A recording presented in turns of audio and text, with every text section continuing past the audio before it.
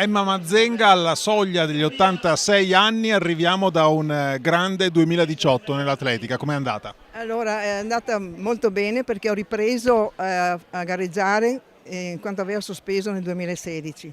Ho fatto il record europeo sui 200 metri e il record italiano sui 100.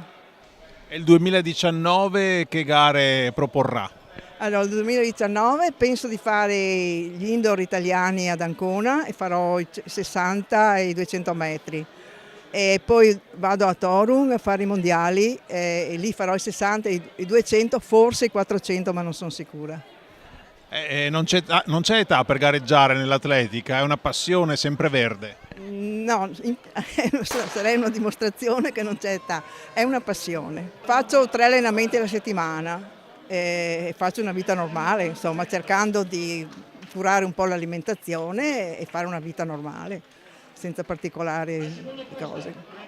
Emma Mazzenga, sicuramente in Veneto, ma forse anche al di fuori dei confini regionali, è l'atleta master con la A maiuscola, che a 86 anni sfida ancora le parietà dell'intero globo.